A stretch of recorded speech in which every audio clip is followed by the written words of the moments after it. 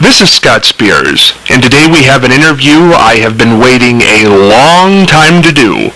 Today we are joined by the author of 63 documents the government doesn't want you to read, the former governor of the great state of Minnesota, Ventura. Governor, how are you? I'm doing well. How are you doing tonight? It's such a pleasure to talk with you. I'm doing great. I've wanted to speak with you for so long, and I'm so glad it's finally happened. Well, I appreciate that. Hopefully we'll have a good conversation, and my book won't be that controversial. Well, I'll tell you, the book, it's a good topic of conversation. I was talking to somebody today, and I said, you need to go to the bookstore and get this book, because this is a conversation starter. It's a coffee table book, I think. It's just brilliant. Why did you write this book, Governor? Well, Dick and I wrote the book following American Conspiracies, and when we wrote American Conspiracies, of course, we took the conspiratorial side and showed evidence throughout that book that in many cases goes against the government's official story. And we took a lot of grief over it. We took those, they say you're speculating, you don't da-da-da, this and that and this and that.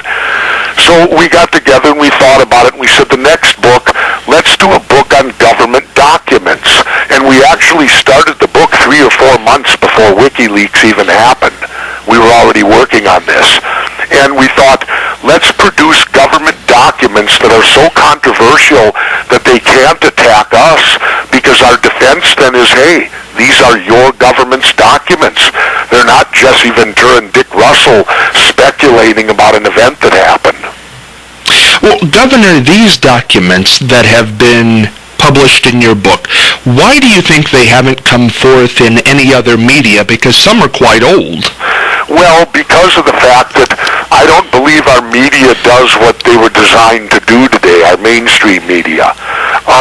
In the days when our country was formed, the media was looked at as the fourth branch of government, the unwritten fourth branch, and their job was to watchdog the other three. Our problem today is the other three branches have absorbed our media into them, and our media no longer does the function that they were supposed to do. They now promote whatever the government does instead of watchdogging it and promoting it with the truth. They will go along with the spin, and it's because if they don't, they won't be given access to them. And access to the power structure, if you're a political reporter, is your lifeblood.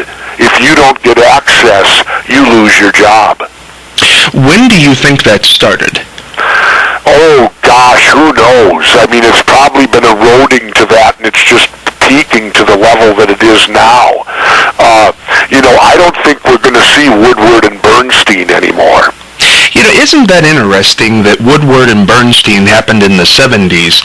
And I think if you asked the common citizen, the last 11, maybe 16 years have been what they would consider the worst, where the media, you can clearly see the bias. Well, that and our media is no longer into reporting the news, they're into trying to create it. Do you think that has anything to do with cable? I blame it on the show 60 Minutes. Why is that? Well, 60 Minutes, hear me out, was a marvelous show. But here's before 60 Minutes, the news was written off as a business loss. They would make it up in their entertainment department. All the networks were that way. They felt they had an obligation to report the day's events and to keep people informed. And if they didn't make money and lost money, well, we'll make it up in the entertainment division. Then along came the show 60 Minutes. All of a sudden, 60 Minutes went to top 10 or top number 1. And the bean counters, the light bulb went off. They said, you mean we can make money with the news? And ever since then, we've been getting opinions, not news. We've been getting personalities, not news. We've been getting Anna Nicole Smith, not news. That's interesting. I've never heard somebody say that. That's fascinating. That's an interesting perspective. Governor, when you came up with this book and were putting it together with these documents, is there a favorite part of the book that you have? Well, not really. There's not a favorite. This book, in fact, I will tell you, was very difficult to do. It hurt to do this book. You know, every member of my immediate family has served at a time of war in the military. To say that we're patriotic it's there. You know, not many people can say their mom is a World War II veteran. Mine is. And when I write a book about my country, to the extent that this makes me call us the United States of hypocrisy instead of the United States of America, that hurts me. So this was not a fun book to do, but I felt it was a necessary book to do. Many times things in life have to be done, even though they don't provide any pleasure. Obviously, when you wrote your last book, you were skeptical. When you actually saw these documents, what did it do to you personally? Well, it made me believe that our country says one thing, but it does another thing, which is the defined definition of hypocrisy. We stand out there and talk about peace, and yet we're the most war country in the world in the last 50 years. Do you realize I'll be 60 years old this summer, and my country's been at war for over half of those years? And then take a look at the 2010 election. The 2010 election, the wars weren't even on the agenda. They weren't even on the radar screen. Am I correct? You are? Yes. Well, have they calloused us to the point where we in the United States expect to be at war every year? It's now the same as eating and sleeping. We'll be at war. It seems so. We have no protests going on. I finally, in Minneapolis today, saw protesters about private manning, holding up signs in front of some building stating whistleblower to war crimes should not be held as a criminal. Why do you think we're reluctant to protest? I mean, because as a citizen, we have the ability. Because we got brainwashed during George Bush 1 that if you spoke out against the war, you were unpatriotic. Now, when did that happen? What event caused that? 9/11. Oh, so George Bush 2. Yeah. Oh, okay. Yeah, the kid. Okay. 9/11. Because if you spoke out against anything, you were called unpatriotic. Yeah, those... And they drove that home. You know what's interesting? Hermann Göring, Hitler's right-hand man, said it's easy to take a country to war. All you have to do is convince the people they're under attack. Well, they did that. Denounce the pacifists for being unpatriotic. They did that. And denounce the pacifist position for empowering the enemy. They did that also. So here we are as the United States of America following the teachings of Hermann Göring, a Nazi. You know, Governor, I want to talk about that because part of your book, this book, there's a little bit on 9/11. And obviously you've been one of the major conspiracy theorists that 9/11 might have been an inside job. Now, kind of take me through that. Well, first of all, the government's a conspiracy theorist also. Now, how's that? What have they proven to you? They've only told you. What have they proven? They never charged bin Laden for 9/11. He was never indicted. So therefore, they've never officially brought forth one shred of evidence in our legal system. They've merely convicted everybody in the media, on television, and by telling you this is what happened. Is that not true? Yes, I would agree with you on that, but I do think there are groups of people who do question. I guess everybody would be a conspiracy theorist then. Well, the point is, they've never proven anything. Why didn't they indict bin Laden for 9/11? I don't know. That's proper procedure. In other words, we can go out and kill him, but we shouldn't indict him first. Now, That's the rules of the Wild West, isn't it? Where you go out with a posse, catch the guy, and hang him from the tree without a trial? Have other war criminals, or not even war criminals, have other terrorists been indicted? No, but we've pardoned them. Orlando Bosch was a CIA operative who blew up a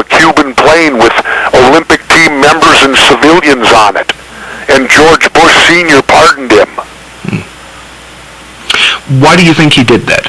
Because he's a CIA man. It's that simple.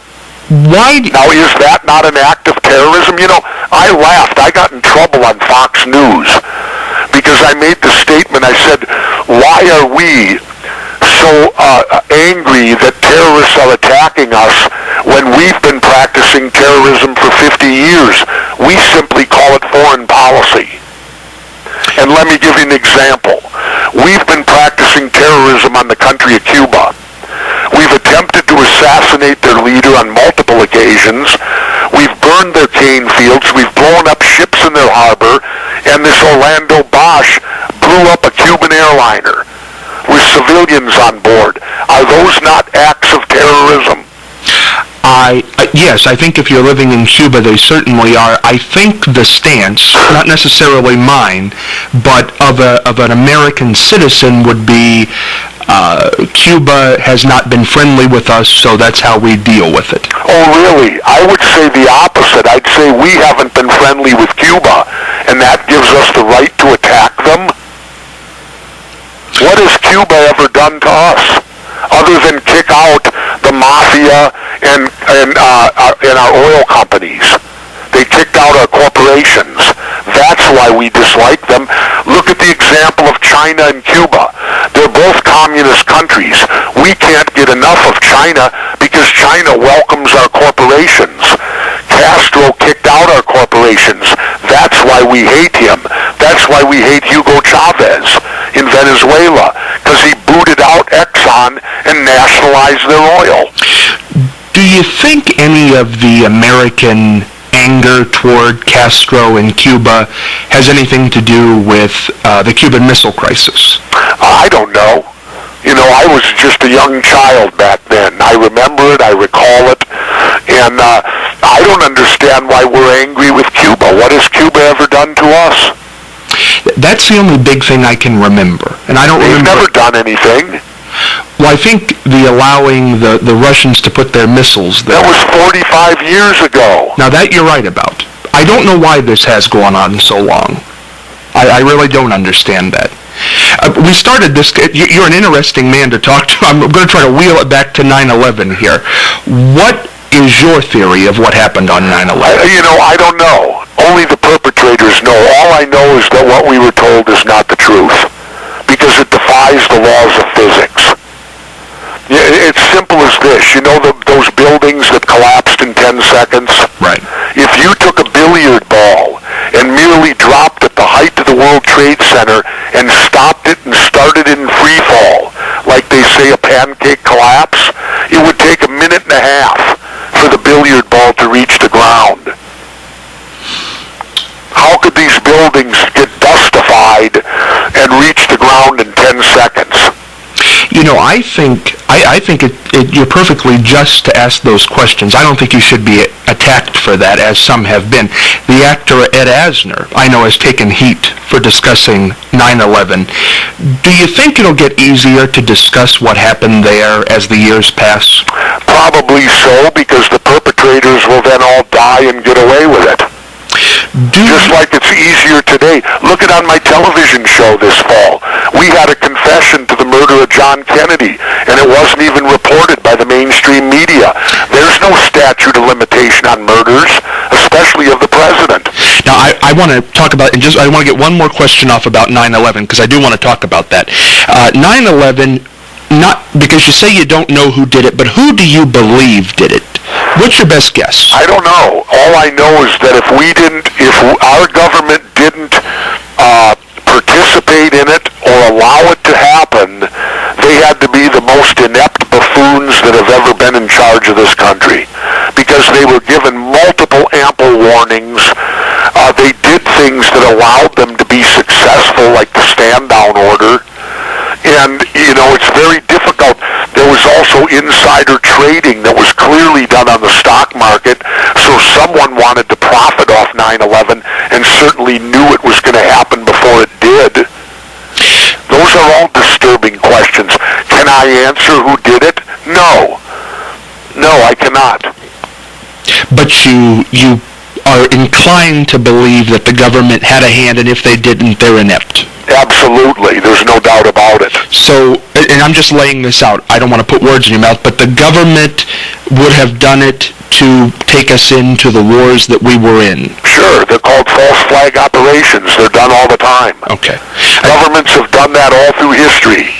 The Germans did it with the Rückstag fire. We did it in Vietnam with the Gulf of Tonkin incident. They've done it. All you got to do is study history, and you'll see that prior to almost every war, there'll be what's called a false flag operation. And that operation is done to get the people up in arms so that they will support the war. And there's some great documentary work done on McNamara before he passed away regarding that.